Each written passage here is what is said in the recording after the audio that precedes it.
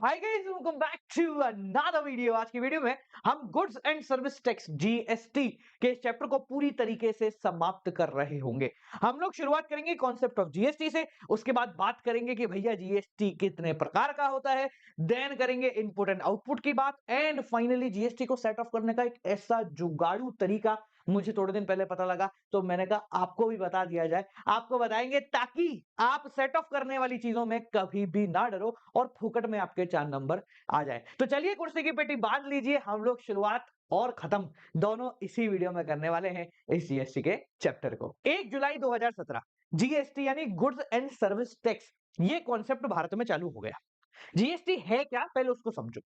GST के आने से पहले भारत में बहुत अलग अलग प्रकार के इनडायरेक्ट टैक्स कलेक्ट किए जाते थे, जैसे value added tax, entertainment tax, lottery के ऊपर टैक्स, गैम्बलिंग के ऊपर टैक्स, और ऐसे बहुत सारे इनडायरेक्ट टैक्स लगते थे। और इन टैक्सों की वजह से हमारा कंज्यूमर परेशान था, उसको समझ में ही नहीं आ रहा था यार कितने प्रकार के टैक्स देने हैं। तो उन टैक्सों को इकट्ठा करके मर्ज करके एक ही टैक्स बना दिया गया। इन टोटल करीब 17 इनडायरेक्ट टैक्स थे, जिनको मर्ज करके एक नए टैक्स का नाम दिया गया, जिसको हम बोलते हैं गुड्स एंड सर्विस टैक्स।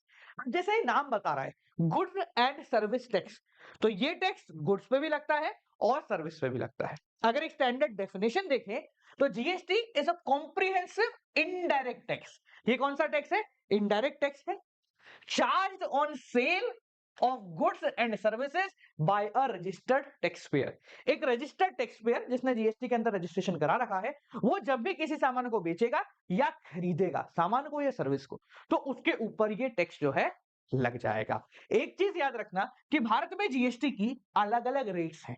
कई जगह 0% जीएसटी लगता है, कई जगह 5% लगता है, 12% लगता है, 18% लगता है और 28% लगता है। इसको लेकर हमारी सरकार ने पूरी की पूरी लिस्ट जारी कर रखी है कि किन पे 0, किन पे 5, किन पे 12, किन पे 18 और किन पे 28% टैक्स लगना है। अब जब जीएसटी की हम बात कर रहे हैं तो एक चीज ध्यान रखो, बड़े कमाल की है कि भारत के अंदर पेट्रोल और हम नहीं जूते, इन दोनों पे अभी तक जीएसटी का प्रावधान नहीं आया है। यानी कि ये दोनों अल्कोहल एंड पेट्रोल अभी तक जीएसटी के रिजिम से बाहर हैं। अभी भी इन पे वही पुराने वाले टैक्स की कहानी चल रही है। अब इसका रीजन क्या है, ये हमारी सरकार ज्यादा कुछ बताएगी नहीं, पर हम समझते हैं इस बात को कि जीएसटी लगने से काफी रेट में कमी आ जाएगी और गवर्नमेंट के रेवेन्यू पे भी इंपैक्ट पड़ जाएगा, तो इसलिए अभी इन दोनों को बाहर रखा गया है।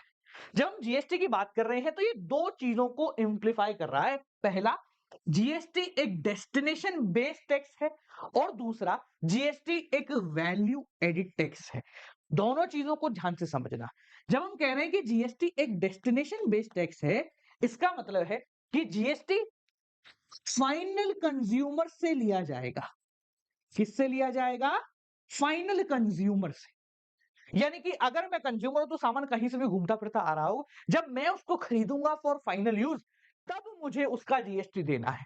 अब बात आती है कि फॉर एग्जांपल मानो एक व्यक्ति है ए, उसने वो सामान बनाया, उसने बेचा बी को, बी ने बेचा सी को, सी ने बेचा डी को, और मैं हूं कंज्यूमर। मैं क्या हूं? कंज्यूमर। तो जीएसटी ये कहता है कि सारा का सारा जीएसटी आप दोगे, सारा का सारा जीएसटी आप दोगे भैया, बाकी कोई जीएसटी यहां पर नहीं भर रहा होगा। तो सवाल यह है कि हमारी सरकार को पता कैसे चलेगा कि मैं कंज्यूमर हूं? तो यहां पर एक कॉन्सेप्ट आता है जिसको हम कहते हैं जीएसटी का इनपुट। क्या कहते हैं? जीएसटी का इनपुट। यानी जीएसटी ये भी भरेगा, ये भी भरेगा और ये भी भरेगा। पर क्योंकि ये दोनों सेलर हैं, इन्होंने एज अ सेलर अपना रजिस्ट्रेशन करा रखा है, इन दोनों का जीएसटी वापस हो जाएगा। यानी इन दोनों को जीएसटी का पैसा वापस मिल जाएगा। समझ में आई मेरी बात कि जीएसटी भरते सब है, पर अगर आप एक सेलर हैं तो आपको जीएसटी का मेजरली पार्ट वापस रिटर्न मिल जाएगा। अब मैं कह रहा हूं मेजरली पार्ट, पूरा मिलेगा क्या? पूरा नहीं मिलेगा। पूरा क्यों नहीं मिलेगा, ध्यान से समझना। फॉर एग्जाम्पल यहां पर जीएसटी को लेकर एक शब्द और लिखा हुआ है, वैल्यू एडिड टैक्स। आपने एक चीज समझना, कोई सामान है जिसको मैंने 100 रुपए में खरीदा है, ठीक है, मैंने होलसेलर के पास जाके एक बढ़िया सा मान लो टी शर्ट खरीद ली 100 रुपए में, अपनी दुकान पे रखूंगा और फिर आगे बेच दूंगा। 100 रुपए में मैंने टी शर्ट खरीदी, मेरी दुकान पे रखी, पन्ने वन्ने चढ़ा चढ़ू के, ग्राहक आया, मैंने 120 रुपए में दे दी। क्या वो 100 रुपए की टी शर्ट मैंने बनाई थी? नहीं, मैं उसको खरीद के लाया हूं। मैंने उस 100 रुपए के सामान में 20 रुपए की मेहनत जोड़ी और 120 रुपए में उसको सेल कर दिया। जीएसटी वैल्यू एडेड टैक्स है, यानी एक सेलर को, यानी अगर मैं दुकानदार हूं तो मुझे मात्र 20 रुपए के ऊपर जीएसटी भरना पड़ेगा। जितनी मैंने इस सामान में वैल्यू ऐड करी है उसके ऊपर मुझे जीएसटी भरना पड़ेगा। अब बात आती है, सर पता कैसे चलेगा कि मैंने कितनी वैल्यू ऐड करी है? इसको अपन चैप्टर के अंदर आगे पढ़ते जाएंगे, इनपुट एंड आउटपुट जीएसटी के कॉन्सेप्ट से। अभी पहले जीएसटी का बेसिक क्लियर हो गया आपको। ये एक इनडायरेक्ट टैक्स है जो फाइनली कंज्यूमर से वसूला जाता है। ये वैल्यू एडेड टैक्स है, यानी कि आपको 100 रुपए पे टैक्स नहीं भरना है, 120 पे नहीं भरना है, सिर्फ 20 रुपए का ही फाइनल टैक्स सेलर से लिया जाएगा। बाकी सब कुछ कौन भरेगा? हमारा बेसिक कस्टमर भर रहा होगा। अब जब हम जीएसटी की बात कर रहे हैं तो देखते हैं कि जीएसटी कितने प्रकार का होता है या कैसे कैसे लगता है। एक चीज याद रखो, जीएसटी सामान खरीदने पर या सामान बेचने पर, सामान या फिर सर्विस खरीदने या बेचने पर लगता है और किसी भी जगह जीएसटी का कोई प्रावधान नहीं। मान लेते हैं कि हमारी जीएसटी की रेट 12% है। कितनी है? 12%। तो जीएसटी कैसे कैसे लगेगा, ध्यान से समझो।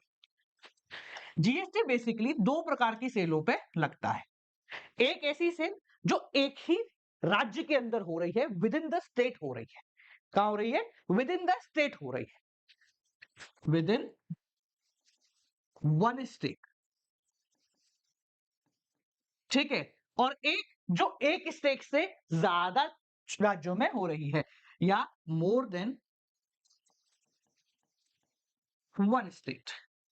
जैसे मैं मानता हूं कि मैं अजमेर में हूं, जो कि मैं हूं, और मैंने सामान जयपुर में बेच दिया, तो मैं भी राजस्थान का हूं और मेरा कस्टमर भी राजस्थान का है। ठीक है, जयपुर में बेच दिया, कोटा में बेच दिया, भीलवाड़ा में बेच दिया, अजमेर में ही बेच दिया। तो ये हो गई एक ही राज्य के अंदर।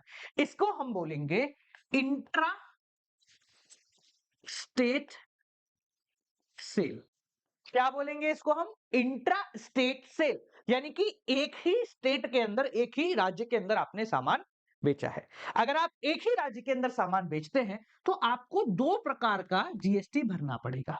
एक देना पड़ेगा सेंट्रल गवर्नमेंट को, सेंट्रल जीएसटी, जिसको हम शॉर्ट फॉर्म में सीजीएसटी बोलते हैं।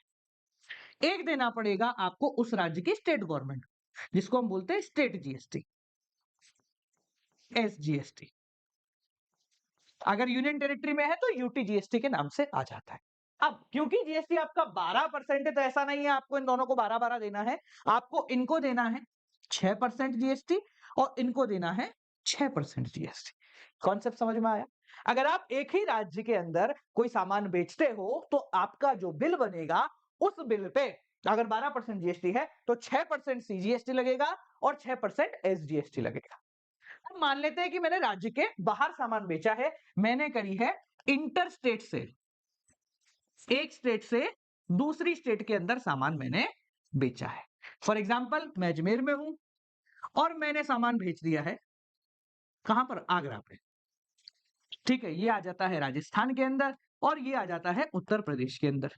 ठीक है, जब इन बिटवीन स्टेट सेल्स होती है तो इसके ऊपर ना तो सीजीएसटी लगेगा ना एसजीएसटी लगेगा, इसके ऊपर लगेगा इंटीग्रेटेड जीएसटी, जिसको हम सादा भाषा में बोलते हैं आईजीएसटी, और ये रेट पूरी की पूरी 12% चार्ज की जाएगी। समझ में आ गया? क्लियर है? अब एक चीज ध्यान रखो, ऐसा तो नहीं होता ना हमारा कि भाई डायरेक्ट सामान मान लो अजमेर से आगरा बिक गया उसके बाद बिकेगा ही। ऐसा भी होता है कि सामान है भाई अजमेर से पहले जयपुर गया, जयपुर से फिर आगरा गया, आगरा से मान लो दिल्ली चला गया, दिल्ली से अल्टीमेटली बॉम्बे जाके बिका। ऐसा भी होता है।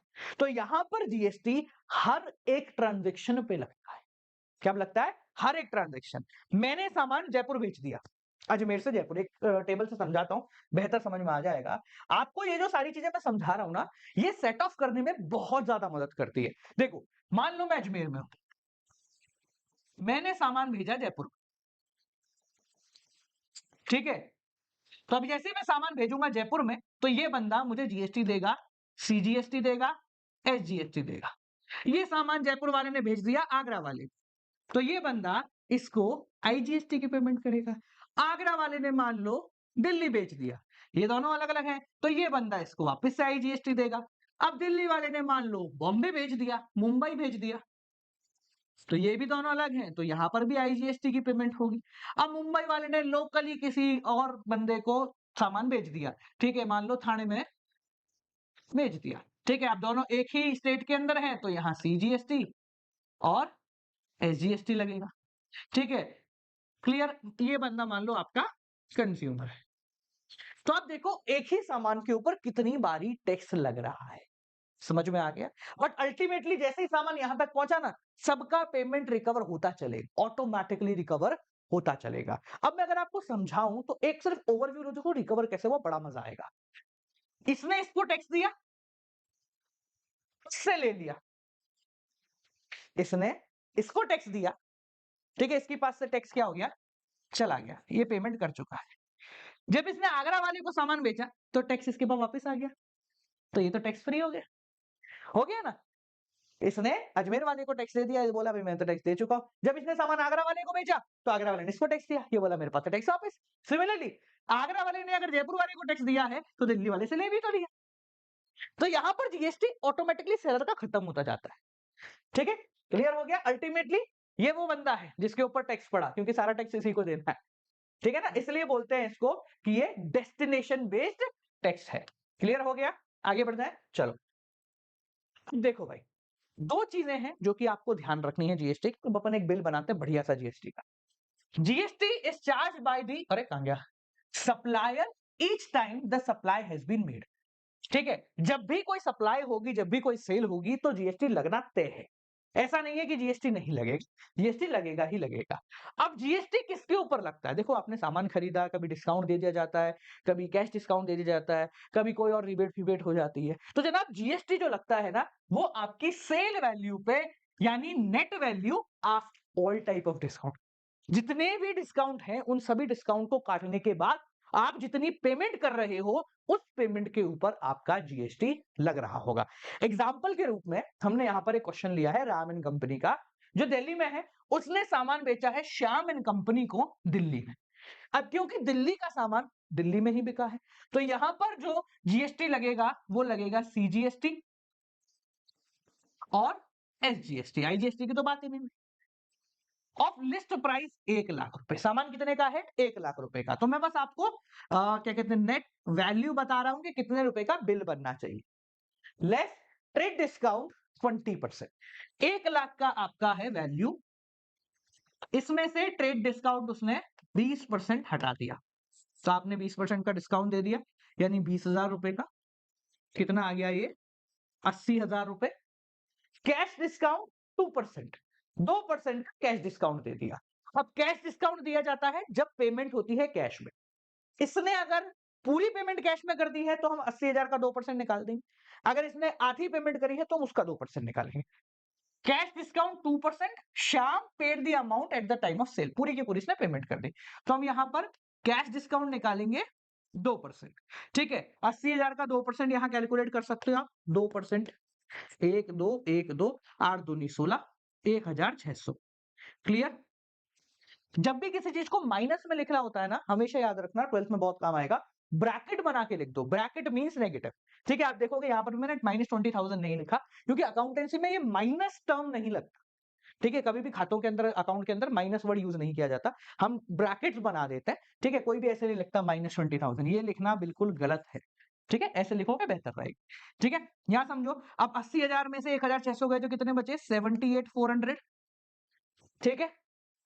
अब क्या बोला इसने, rate of CGST and SGST 6% each, अब ये फाइनल वैल्यू रह गई है, ठीक है, हम बोलते हैं इसको फाइनल सेल वैल्यू, इसके ऊपर आपको अब क्या लगाना है, जीएसटी लगाना है, तो हम बोलते हैं भाई इसके ऊपर लगेगा सीजीएसटी 6% और एसजीएसटी 6%, ठीक है, अब कितना है मैं यहां कैलकुलेट कर लूं, 78,400 इंटू 6%, ठीक है, 1 2 1 2 6 चौक 24 हासिल का 2 6 8 जा 48, 5 6 7 जा कितना हो गया, 6 36 42, 42 और 5 47, 4784, ठीक है जी, एक बार वापस करके देख लें, गलती नहीं होनी चाहिए, कुछ भी हो जाए। 1 2 0 गए, 6 चौक 24 हासिल का 2, 6 8 जा 48 और 2 50, ऊपर गया 5, 6 7 जा 42, 6 7 जा 42, 42 और 5 47।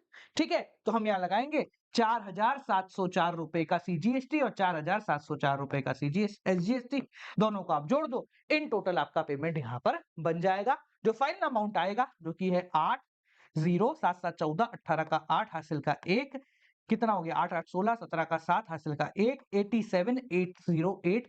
ये है आपकी नेट इनवॉइस वैल्यू। क्या होगी? Net invoice value. एक बार इसको चेक करो फटाफट, जल्दी देखो, कोई दिक्कत को परेशानी हो तो बताओ। ठीक है, इजी है, समझ गए। अब जो हम क्वेश्चन पिकअप करेंगे, मतलब मैं एग्जाम्पल ही कर लेता हूं डायरेक्टली, वो क्वेश्चन हम लेंगे टीएस ग्रेवाल से। कहां से लेंगे? टीएस ग्रेवाल से, क्योंकि ये बुक आपके काफी ज्यादा चल रही है, तो इट्स बेटर कि हम उसको पिकअप कर लें। ठीक है, इसके बाद हम पूरा एक वो कर रहे हैं, क्या कहते हैं उसको, जनरल एंट्री वाला क्वेश्चन है।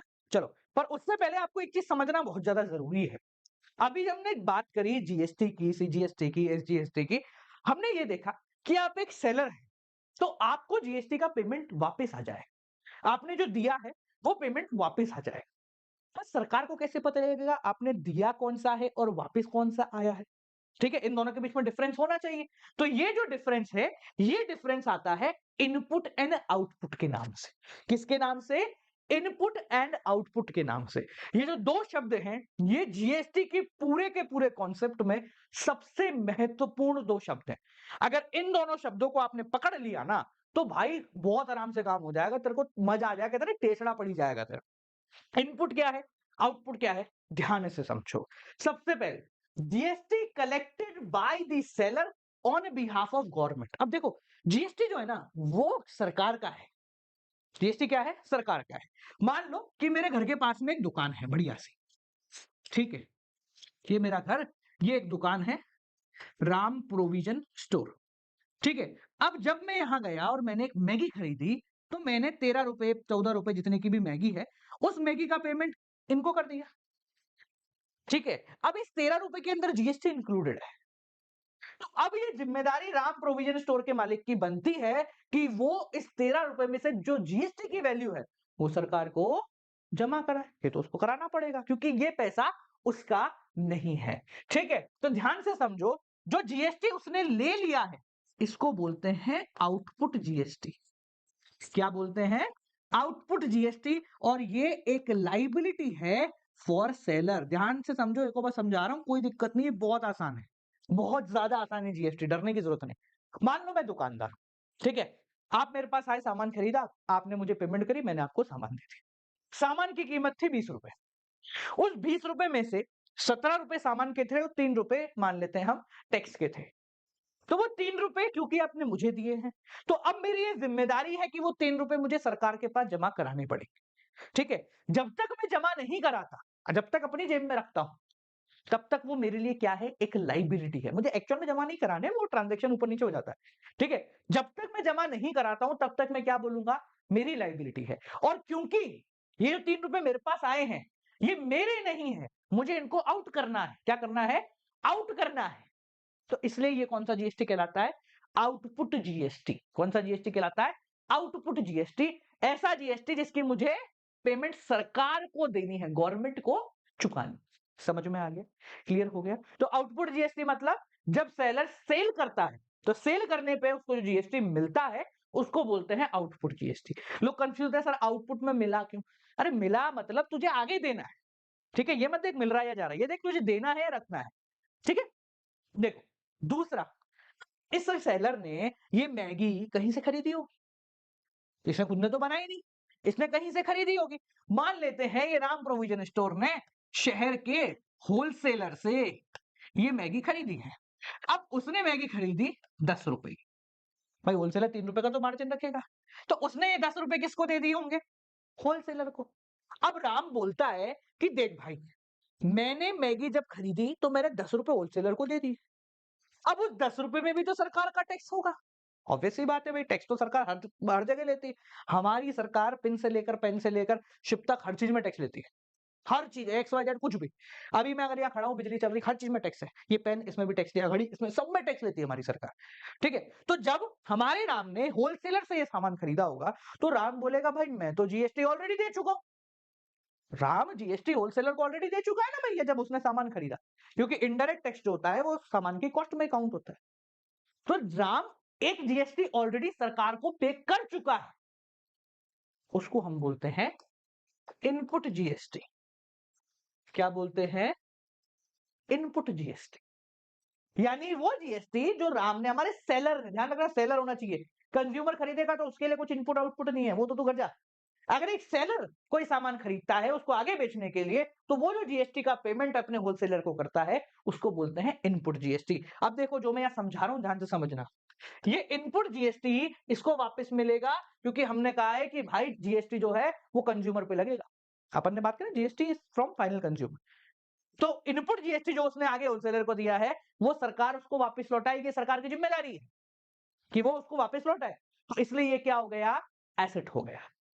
क्लियर हो गया? नहीं हुआ? एक और बात देखो, मैं यहाँ पर एक टेबल बना, मतलब एक पूरा का पूरा चार्ट बना के समझाता हूं। मान लो एक बंदा है ए, ठीक है, जो है फैक्ट्री लेके बैठा है एक बढ़िया से, ठीक है, जिसमें वो बनाता है, क्या बनाता है? मान लेते हैं बुक बनाता है, बुक तो रहने दो, मान लेते हैं अपन क्या बना रहा है, घड़ी बना रहा है, ठीक है। घड़ी की कीमत है 1000, ठीक है, प्लस उस पर टैक्स लग रहा है कितने का? 200 रुपए का। तो फाइनली ये 1200 रुपए में आगे बिकेगी। और फैक्ट्री से कंज्यूमर डायरेक्ट नहीं खरीदता, तो यहां पर कौन आ गया आपका? शॉपकीपर, जो वो सामान खरीदेगा, बंदा नाम बी। शॉपकीपर ने वो सामान 1200 में परचेज किया वहीं से, ठीक है, इसके पास 1200 में आया, वो कंज्यूमर को ये सामान दे रहा है, मान लेते हैं 2000, नहीं 2000 ज्यादा हो गया, 1500, ठीक है। कैसे दे रहा है 1500 में? अपन इसको ऐसे लिखते हैं, टैक्स में डिफरेंशिएट करके, बहुत आसान हो जाएगा। 1500 की जगह मान लेते हैं अपन 1250 प्लस 250 रुपए का टैक्स, ठीक है, टोटल 1500 रुपए में ये सामान किसके पास चला गया?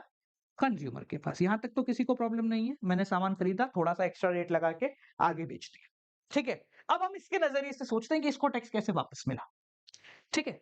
जब इसने सामान खरीदा 1200 में, तो इसने 200 रुपए का टैक्स फैक्ट्री वाले को दे दिया, इसको हम बोलते हैं इसका इनपुट। ये बोलेगा भाई मैंने तो धंधा करने के लिए पहले ही सरकार को 200 रुपए का टैक्स दे दिया, ठीक है। अब वो इनपुट उसने दे दिया है, अब वो उम्मीद करेगा सामान बिके। जब ये सामान बिका तो इसकी जेब में पैसा आया टैक्स का, ग्राहक इसको देके गया, कितना? 250 रुपए। ये कहलाता है आउटपुट जीएसटी। क्या कहलाता है? Output GST. अब समझना कैसे सेटिंग बैठ रही है यहाँ पर। इसने जब फैक्ट्री से सामान खरीदा तो टैक्स ऑलरेडी भर चुका है, कस्टमर से इसने ले लिया वापस टैक्स, तो इसके पास तो टैक्स हो गया खत्म। 200 रुपए इसको इसने जमा कराए थे, इसको मिल गया 250 रुपए, एक्स्ट्रा कितने हुए? 250 माइनस 200, 50 रुपए ये गवर्नमेंट को डिपॉजिट करा देगा। इसका काम खत्म हो गया, यहाँ इसका काम खत्म हो गया। समझ गए कैलकुलेशन क्या चल रही है?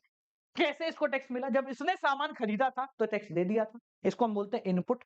यानी कि ये बोलेगा सरकार को देखो मैं तो कस्टमर नहीं हूं, फिर भी मैंने आपको टैक्स भर दिया। सरकार बोलेगी अच्छा ऐसी बात, आप कस्टमर नहीं हो तो एक काम करो, जब आप सामान बेचोगे तो जो टैक्स आएगा जितना आपने हमें दिया है उतना आप रख लेना, बाकी कुछ अगर एक्स्ट्रा आता है तो आप मुझे दे देना। क्लियर हो गया? आसान है, इजी है। तो जब ये सामान बिकेगा तो टैक्स आया, काम खत्म हो गया। अब आपके दिमाग में एक सवाल उठ गया होगा, सर सामान नहीं बिकेगा तो? होता ना भाई, सामान नहीं बिकेगा। अगर सामान नहीं बिका, पहली बात तो जरूरी नहीं है कि यही घड़ी बिके। ऐसा नहीं है कि जीएसटी सिर्फ एक ये इस पेन पे है तो इस पेन का जीएसटी इसी पेन पे लगेगा, ऐसा नहीं।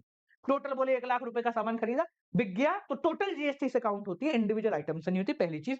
दूसरी चीज, अगर ये घड़ी यहां नहीं बिकी तो भी ये इनपुट जीएसटी मेरे अकाउंट में बोलेगा हमेशा कि भाई ये ना उस बंदे ने इनपुट पड़ा हुआ है उसके पास, तो एक्स वाई जेड मतलब साल 2 साल में जब भी मतलब वो सामान बेचेगा वो सामान का इनपुट उसको मिल जाए। जरूरी नहीं है कि इसी महीने बिकना चाहिए, कभी भी बिके वो हो जाता है। सेटिंग समझ गए? अब ये हम समझ गए हैं बहुत इजीली कि कैसे सरकार डिफरेंशिएट करती है मिलने वाले और देने वाले जीएसटी को। तो इनपुट जीएसटी मतलब परचेज के समय जो सेलर ने दिया था, आउटपुट जीएसटी मतलब सेल के समय जो उसको मिल गया। इन दोनों को सेट करते हैं और बीच में जो एक्स्ट्रा पेमेंट होती है वो सरकार के पास चली जाती है, कम होती है तो एज एन इनपुट मेरे पास रखा रहता है, सरकार कुछ वापस नहीं देती है, वो बोलती है बाद में देख लेना। ठीक है, चलो। अब कुछ ऐसी जगह हैं जहां पर आप जीएसटी में इनपुट आउटपुट का फायदा नहीं ले सकते।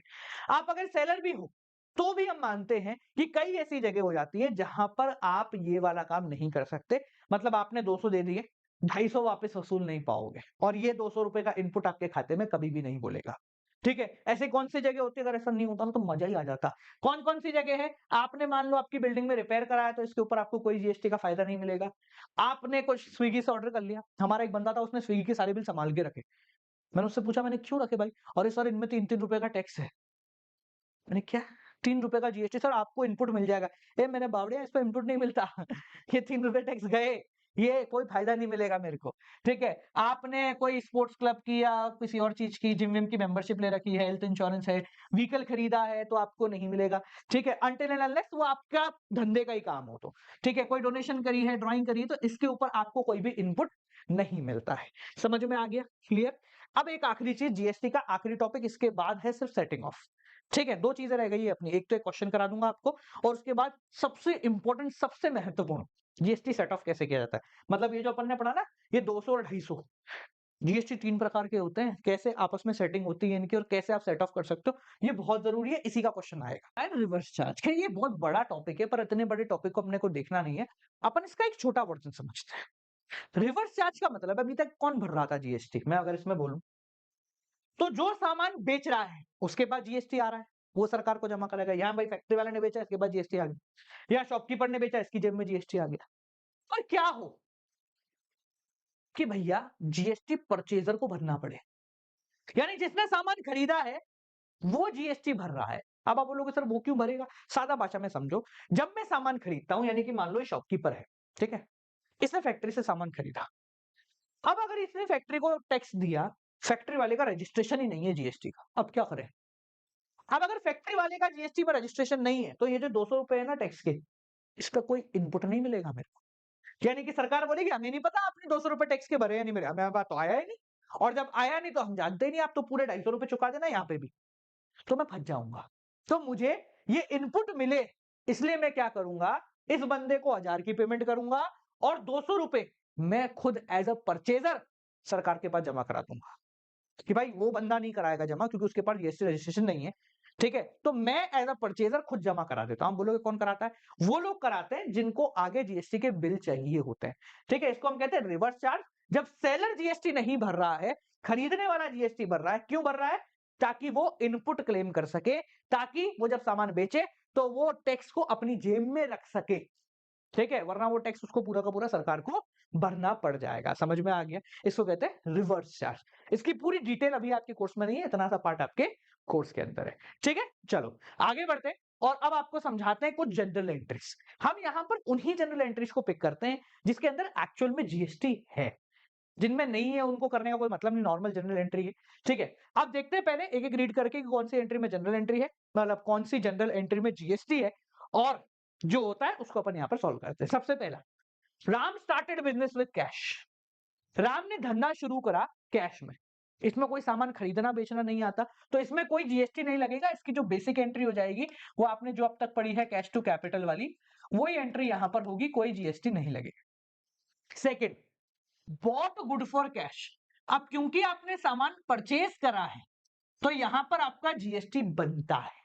आप एक सेलर हो, बिजनेसमैन हो, ऑब्वियस सी बात है, तो आप जो जीएसटी पे करोगे वो कौन सा जीएसटी होगा बेटा?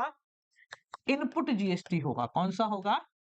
इनपुट जीएसटी होगा। यहां दे रखा है आपको रेट 9%, 9% एसजीएसटी सीजीएसटी, और अगर दिल्ली से बाहर भेजा है आपने, दिल्ली का ये बंदा है ना, लिखा हुआ नहीं किस, दिल्ली का बंदा है, दिल्ली से अगर बाहर भेजा है तो आईजीएसटी लगेगा 18%। ठीक है, चलो देखें। ओके, तो सबसे पहले बॉट गुड फॉर कैश 30,000 रुपए जो आपने खरीदे हैं। देखो भाई, तो यहां पर एंट्री करें। अब परचेज की एंट्री क्या होती है? परचेज टू कैश, यही एंट्री होती है। अब क्योंकि यहां पर दिल्ली का दिल्ली में ही बेचा होगा तो हम यहां पर लगा देते हैं टू कैश, और इधर लिखते हैं सीजीएसटी, एसजीएसटी, कौन सा वाला? इनपुट वाला, इनपुट, इनपुट। ठीक है, परचेज है 30,000 की, कितना देना है टैक्स? 9%, 9%, तो 30,000 का 9% मैं कैलकुलेटर निकालूं या डायरेक्टली यहां कर लूं? 30,000 इंटू 9/100, 1 2 9 तिया 27, 2,700 रुपए। तो यहां लिखा 2,700, यहां लिखा 2,700, टोटल हो गया 5,400, तो 35,400 रुपए की यहां पर हो गया अपना ट्रांजेक्शन। समझ गए? ये हो गया इनपुट जीएसटी वाला। आगे है open a bank account with cash, तो बैंक अकाउंट खोला, कोई इसमें दिक्कत नहीं है, ठीक है, इसमें कोई भी जीएसटी नहीं लगेगा, नॉर्मल एंट्री हो जाएगी आपकी bank to cash. Sold goods for cash, इस पे जीएसटी लगेगा, ठीक है। सामान बेचा है आपने तो सब जीएसटी आया होगा, आपका नहीं है, सरकार को देना है, तो ये है आउटपुट जीएसटी, ठीक है। अब कहीं नहीं लिखा यहां पर कहां बेचा है, तो अपन मानते हैं इसको लोकली बेचा होगा। कितने का है? 40,000, राइट, ठीक है। तो 40,000 में करते हैं कैश टू सेल्स, तो हमने यहां लिखा cash to sales to output CGST output SGST, ठीक है। सेल्स हुई 40,000 रुपए की, 40,000 का 9%, देखे, देखो 40,000 इंटू 9/100, 1 2 9 चौक 36, 3,600, तो ये हुआ 3,600, 3,600, ये हो गया 7,200, तो 47,200 रुपीज का किया गया। समझ गए? क्लियर है? आज मैं सेट ऑफ करना बताऊंगा। Bought good from Shyam Kanpur, ठीक है, कानपुर वाले की कहानी करते हैं। अब कानपुर से सामान आपने खरीदा है, तो क्या खरीदा भैया? कितने का? 30,000 रुपए। कानपुर यूपी में आ गया, इसमें जीएसटी तो लगेगा, पर लगेगा आईजीएसटी, क्योंकि एक दिल्ली है और एक कानपुर है। कितने का? 30,000 रुपए का, ठीक है। तो परचेज इनपुट आईजीएसटी टू, उधार में खरीदा है श्याम से, तो श्याम कितने का खरीदा भैया सामान अपन ने? शाम से खरीदा है 30,000 रुपए का सामान, तो यहां लिखा हमने 30,000, कितना? 18%, तो वही लगेगा, ये 9 9 18 हो गया, तो 5,400, 35,400। यहां तक किसी को कोई दिक्कत? इजी, इनपुट आउटपुट सब हो गया अपना, ठीक है। Sold goods to Rajesh Delhi, Delhi में सामान बेचा है 25,000 का, तो दिल्ली का दिल्टी, दिल्ली का दिल्ली, दिल्ली का दिल्टी नहीं, दिल्ली का दिल्ली, 25,000 राजेश को सामान अपन ने बेच दिया, तो राजेश भाई आया 25,000 कैश, नहीं कैश में थोड़ा ना बेचा है, नहीं बेचा कैश में, राजेश दिल्ली को बेचा है, तो हम यहाँ लिखेंगे Rajesh Delhi, Rakesh Delhi, Rakesh to sales to, Delhi के अंदर है, आउटपुट सीजीएसटी आउटपुट एसजीएसटी, ठीक है जी। कितने का सेल है? 25,000 रुपए का, 25,000 का 9% है, तो 2,500 माइनस कर दो, 2,250 रुपए, 2,250 रुपए, तो ये हो गया 4,500, तो ये हो गया 29,005। क्लियर? इनपुट आउटपुट की पूरी कहानी सॉर्ट हो गई अपनी, ठीक है, आगे बढ़े, चलो। Purchase machinery from Rahul and brothers, Haryana, बाहर हो गया, and payment made by cheque, ठीक है। 20,000 रुपए की मशीन खरीदी है, ऑब्वियसली बात है, मशीन खरीदी है तो आपका जीएसटी लगेगा। कितना लगेगा भैया? लगेगा 20,000 रुपए, और हरियाणा में खरीदी है तो आईजीएसटी आपका लग जाएगा। तो यहां पर आ जाएगा मशीनरी बैंक, क्योंकि अपन ने चेक से पेमेंट करी, राइट, तो ये आ जाएगा आपका इनपुट आईजीएसटी टू बैंक, ठीक है। 20,000 की मशीन, 18% इस पे लग गया तुम्हारा जीएसटी, कितना हो गया 18%? 20,000 इंटू 18/100, 1 2 18 दूनी 36, 3,600, 3,600, ये हो गया 23,600। क्लियर? आगे बढ़ो। अगला है paid to Surya cash, Surya को पेमेंट कर दी, तो पेमेंट करने में जीएसटी का कोई रोल नहीं आता है, क्योंकि जीएसटी पहले ही आ चुका है, खत्म करते हैं। Received a loan from Anil and deposit on bank, ठीक है, ये भी हो गया काम खत्म, इसमें भी कोई जीएसटी नहीं लगेगा। समझ गए? अब एक चीज और देखना, अगर यहाँ पर कहीं पे है ना सेल रिटर्न वगैरह कुछ आता है ना, तो भी आपको जीएसटी अपोजिट करना है। फॉर एग्जाम्पल मान लो कि ये हमने इससे सेल करी थी ना, सेल्स रिटर्न आ गया राकेश से, ठीक है, तो क्या होगा? तो हम यहां पर लिखेंगे sales return output CGST output SGST to Rakesh. ठीक है, ये लिखेंगे हम, कोई दिक्कत नहीं है इसमें। अगर सेल्स रिटर्न आता है तो जितने का सेल्स रिटर्न हुआ उतने का जीएसटी भी रिटर्न करना पड़ेगा। क्लियर? अब एक आखिरी सवाल, जीएसटी का सबसे मुश्किल सवाल। आपने यहां पर एक क्वेश्चन देखा, अब अगर मैं आपको बोलूं कि इस क्वेश्चन को देख के बताओ कि हमें इस साल के अंत में कितना सीजीएसटी देना है, कितना एसजीएसटी देना है, कितना आईजीएसटी देना है, तो आप यहां पर इसका सही जवाब नहीं दे पाओगे। आप बोलोगे सर, अगर मैं बोलूं तो इनपुट सीजीएसटी ये रहा, इन आउटपुट सीजीएसटी ये रहा, इनपुट आउटपुट सीजीएसटी ये भी रहा, ठीक है। अगर आईजीएसटी की बात करें तो सर ये इनपुट आईजीएसटी ये रहा, इनपुट आईजीएसटी ये रहा। अरे सर आउटपुट आईजीएसटी तो है ही नहीं, तो ये आईजीएसटी का पेमेंट क्या मुझे वापस नहीं मिलेगा? सीजीएसटी का ज्यादा हो गया तो क्या करना है? तो यहां पर जीएसटी आपस में सेट हो जाते हैं। जैसे आईजीएसटी है वो सीजीएसटी एसजीएसटी से सेट हो जाता है, मतलब आपने अगर आईजीएसटी दे दिया तो सीजीएसटी एसजीएसटी मान लिया जाएगा। ठीक है, पर ये होता कैसे, इसका क्या स्टैंडर्ड प्रोसीजर है? तो स्टैंडर्ड प्रोसीजर को समझने के लिए हम एक एग्जाम्पल लेते हैं। जो यहां पर मैं एग्जाम्पल ले रहा हूं ये आपको समझाने के लिए है, तो ये ध्यान से समझना कैसे होगा, क्यों होगा, किस लिए होगा। ठीक है, ये एग्जाम्पल मुझे हमारे एक मित्र हैं सक्षम कटियाल सर, उनका चैनल भी है, उन्होंने मेरे को थोड़े दिन पहले ये बहुत बेहतरीन तरीके से चलती बातों में ये निकला था सेट ऑफ का एग्जाम्पल, तो मुझे बहुत बेहतर लगा, तो वही एग्जाम्पल मैं यहाँ पर पुट ऑन कर रहा हूँ। ध्यान से समझना क्या है, क्यों है, किस लिए है। ठीक है, तो कैसे सेट ऑफ किया जाता है जीएसटी को। ठीक है, सेट ऑफ करने की एंट्री क्या होती है, पहले मैं वो एंट्री समझा देता हूँ। जैसे अब मान लो ये हमारे पास है, ठीक है, हमें आउटपुट से इनपुट को सेट करना है। ठीक है, तो कैसे आउटपुट से इनपुट को सेट करते हैं, हम एंट्री अपोजिट कर देते हैं। आउटपुट जीएसटी क्रेडिट होता है तो हम लिखते हैं आउटपुट जीएसटी को डेबिट कर देते हैं, मान लो सीजीएसटी है, और क्रेडिट कर देते हैं इनपुट को। ये होता है सेट ऑफ करना, यानी कि आउटपुट इनपुट आपस में फिटोस, जो बचेगा वो देखते हैं। ठीक है, पर कितना अमाउंट कैसे सेट होता है इसको समझने के लिए हम एक एग्जांपल लेते हैं। मेरे को अजीब लग रहा है बट काफी इंटरेस्टिंग एग्जांपल है। ठीक है, देखो ध्यान से समझना यहाँ पर। ठीक है, ये हमने लिया आउटपुट वाला, आउटपुट आईजीएसटी, आउटपुट सीजीएसटी और आउटपुट एसजीएसटी। जब यहाँ इनपुट की बात कर रहे हैं तो इनपुट आईजीएसटी, इनपुट सीजीएसटी और इनपुट एसजीएसटी। अब आप ऐसे समझो, जो इनपुट है ये है महिला पक्ष, ये क्या है, महिला पक्ष, और ये बना रही है खाना। ठीक है, वुमन एम्पावरमेंट मत आना, बात समझने की है। ठीक है, महिला पक्ष है, खाना बना रही है। इनमें सबसे बड़ा है आईजीएसटी, तो ये हो गई दादी जी, ये हो गई आपकी मम्मी, और ये हो गई आपकी चाची। ठीक है, और जो आउटपुट है ये हो गई पुरुष मंडली। ठीक है, इसमें सबसे बड़े हैं दादी हैं तो ये हो गए दादाजी, मम्मी है तो ये हो गए पापा, और चाची है तो ये हो गए चाचा। ध्यान से समझना अब कैसे एडजस्ट होता है। अगर दादी जी खाना बनाएंगी, अब देखो ये तो बात सिंपल है कि जो खाना बनाएगा पहले वो अपने घरवाले घरवाली को खिलाएगा, सेटिंग यही होगी। ठीक है, दादी खाना बना रही तो सबसे पहले दादाजी को पूछेंगी, मम्मी खाना बना रही तो पापा को पूछेंगी, और क्या कहते हैं वो खाना बना रही है अपनी चाची तो चाचा को पूछेंगी, बाय डिफॉल्ट है। ठीक है, तो अगर दादी ने खाना बनाया तो सबसे पहले दादाजी के पास जाएगा।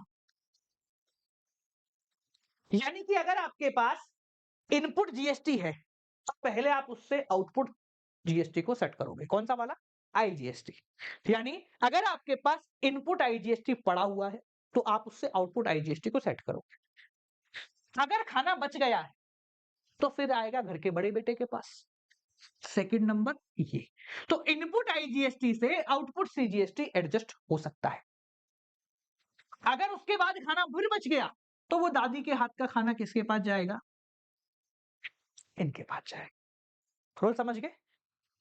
आईजीएसटी की बात करें, दादी के हाथ का खाना, तो अगर इनपुट आईजीएसटी हमारे पास अवेलेबल है तो पहले आउटपुट आईजीएसटी सेट होगा, फिर आउटपुट सीजीएसटी सेट होगा, और उसके बाद आउटपुट एसजीएसटी सेट होगा। एग्जांपल के रूप में हमने यहां पर एक टेबल ले रखी है। ठीक है, इस क्वेश्चन के तहत अभी जो अपन ने समझा ना उसको इस क्वेश्चन में इंप्लीमेंट करते हुए चलते हैं। इस क्वेश्चन में क्या कह रहा है, ये अमाउंट है आपके पास, ठीक है। मैं वही चीज यहां पर बना लेता हूं। आउटपुट आईजीएसटी, आउटपुट सीजीएसटी और आउटपुट एसजीएसटी। ठीक है, सबसे पहले हमारे पास है इनपुट आईजीएसटी। ये कितना अमाउंट है, पहले इनका तीनों का अमाउंट लिख लेते हैं भाई। इसकी बुक कितनी है? आउटपुट आईजीएसटी की बुक है 50,000, ठीक है। आउटपुट सीजीएसटी की बुक है 90,000 रुपए और इनकी जो बुक है वो है 90,000।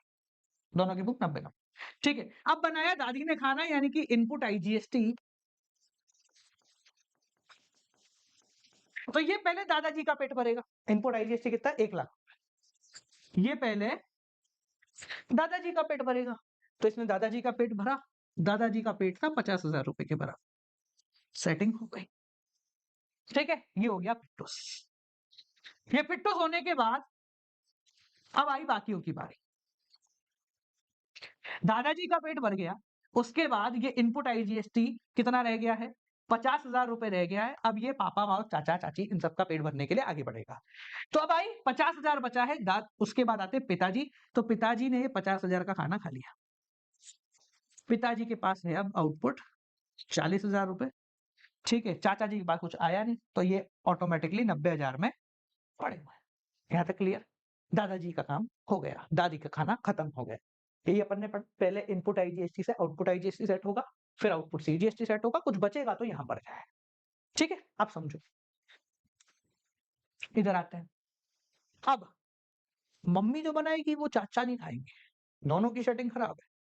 जो चाची बनाएगी वो पापा नहीं खाएंगे, यानी कि सीजीएसटी से एसजीएसटी आपस में सेट नहीं हो सकते। दादाजी तो अलग लेवल हो गया, बट आपस में ये दोनों सेट नहीं हो सकते। तो अगर मम्मी ने खाना बनाया तो पहले मिलेगा इनको, अगर बच जाता है तो मिलेगा दादाजी, ठीक है। मतलब पहली प्रायोरिटी अपने घर वाले की, उसके बाद दादाजी, इनको नहीं मिलेगा। अगर चाची ने खाना बनाया तो पहले मिलेगा चाचा को और उसके बाद मिलेगा दादाजी को। पर दादाजी को तब मिलेगा जब दादी के खाने से दादा का पेट नहीं भरेगा, ठीक है। अब जो अभी अपन ने यहां पर क्वेश्चन देखा, इसमें दादी के खाने से दादाजी का पेट भर गया। अब मम्मी ने खाना बनाया, यानी कि इनपुट सीजीएसटी। मम्मी ने खाना कितना बनाया? मम्मी ने खाना बनाया भैया 75,000 का।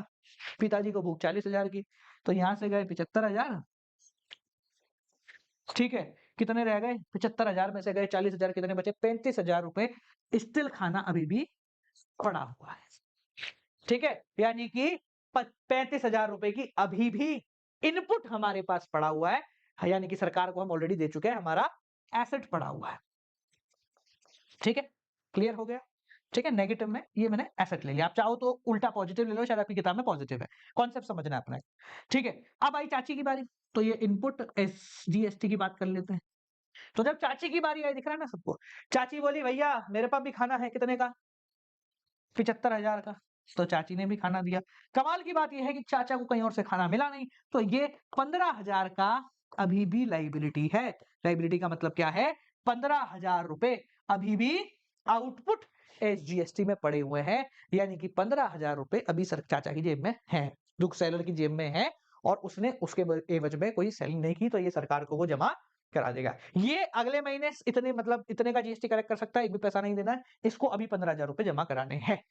समझ में आ गया? सेटिंग ऑफ जीएसटी समझ गए कितना इजी हो गया, है ना? पर ये इजी क्यों हुआ?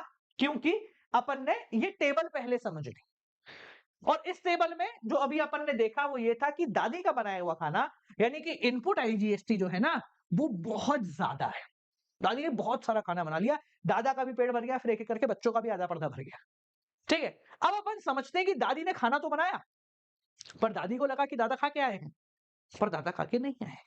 यानी कि the second case where in your input IGST is less than output IGST, मतलब हमने परचेज में जीएसटी दिया 1.5 लाख रुपए और सेल में जीएसटी आपके पास आ गया 2 लाख रुपए, ठीक है। बहुत आसान है, सिंपल तरीके से समझते हैं, अपने इसी टेबल को दिमाग में बिठा के रखना, बहुत आराम से हो जाएगा। मैं काम करता हूं, इस टेबल को थोड़ा पास में ले आता हूं, so that you will be able to understand it better, ठीक है ना। अब थोड़ा हम बेहतर समझ पाएंगे क्योंकि अगले पेज पे ये टेबल है, ठीक है।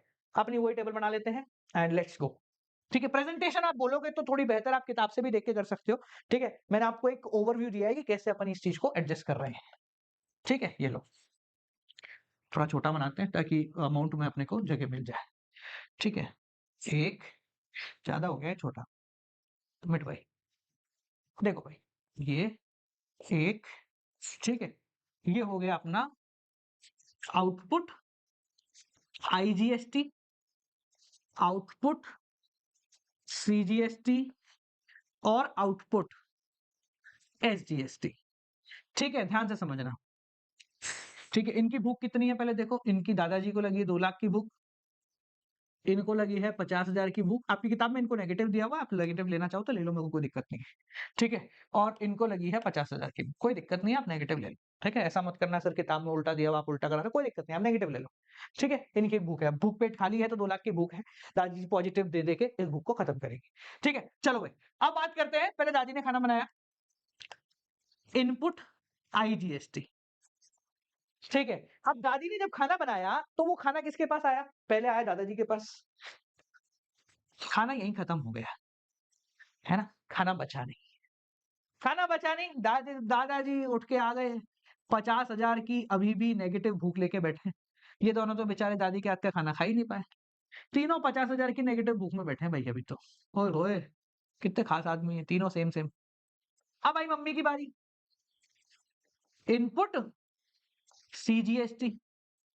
मम्मी ने जो खाना बनाया 80,000 का, तो भैया पहले तो पिताजी की भूख खत्म हुई 50,000 की, पिताजी तृप्त, बचा था खाना तो दादाजी को भी दे दिया। ठीक है, ये आ गए 20,000, दादाजी को अभी भी भूख लग रही है, पिताजी निबट गए हैं खाने से, और चाचा जी अभी भी बैठे हैं कि मेरे पास कोई आए तो काम बने। ठीक है, देखो इधर, अब आता है अपना इनपुट आई एसजीएसटी। ठीक है, तो चाचा जी की भूख थी 50,000 की, खाना पड़ा था 80 का, तो यहाँ पर चाचा जी ने 50,000 का खाना तो सेट कर दिया, दादाजी को 20,000 का खाना भी हो गया, 50 और 20 70 बचा, फिर भी ये तो सेट हो गया, 10,000 रुपए अभी भी यहाँ पर खाना बच गया है, यानी 10,000 रुपए का इनपुट अभी भी पड़ा है एसजीएसटी के नाम का। कितना आसान, इजी हो गया। ठीक है, आसान हो गया ना, कितना आसान हो गया। ठीक है, अब आप इसको चाहो तो जनरल एंट्री के फॉर्मेट में पोस्ट कर सकते हो। कैसे पोस्ट करोगे देखो, ये इनपुट आईजीएसटी और आउटपुट आईजीएसटी की एंट्री हो जाएगी। ठीक है, जो अपन ने एंट्री करी थी ना इधर देखो, ये रही। कहाँ गया, ये रहा। इनपुट क्रेडिट ओ डेबिट होता है, तो जब अपन पेमेंट करेंगे तो आउटपुट डेबिट हो जाएगा। ठीक है, जैसे मैं यहाँ पेमेंट कर देता हूँ, लो ये रही। ठीक है, देखो पहले क्या हुआ, 1.5 लाख की सेटिंग यहाँ से खत्म हुई, तो हम करते हैं output IGST to input IGST 1.5 lakh, ये सेटिंग खत्म हो गई। उसके बाद आप देखो आईजीएसटी सेट हुआ है किससे, सीजीएसटी से, तो हम यहां लिखेंगे, या इसको मैं 2 लाख कर देता हूं पूरा इकट्ठे ही लिख देता हूं, 2 लाख टू इनपुट सीजीएसटी, 30,000 इसने पेट बुटाया, और इनपुट एसजीएसटी यहाँ सेटिंग 20,000 की बैठी, ये तुम्हारा आईजीएसटी खत्म हो गया।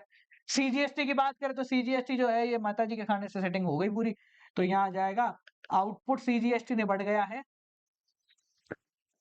टू आउटपुट को इनपुट सीजीएसटी से, ये आउटपुट इनपुट, मम्मी के खाने से पिताजी का पेट पूरा भर गया था। ठीक है, सिमिलरली चाची के खाने से पेट भर गया, चाचा का तो ये आउटपुट इनपुट हो जाएगा। ये 10,000 रुपए आपको कहीं लिखने नहीं है, ये ऑटोमेटिकली प्री डिटरमाइंड है कि भाई ये 10,000 रुपए बच जाएंगे तो ये आगे प्रोसीड कर दिए जाएंगे। समझ गए सवाल को, ये हो गया आपका जीएसटी का पूरा ट्राई। होप सो आपको समझ में आ गया होगा, ये आउटपुट इनपुट का खेल इंटरेस्टिंग है, काफी मजेदार है, और इस एग्जांपल से तो और मजेदार हो जाता है। तो अगर आप यहां तक आए हो तो चैनल को सब्सक्राइब करे बिना और वीडियो को लाइक करे बिना बिल्कुल मत जाना। मिलता है आपसे अगली वीडियो के साथ, till then keep on watching.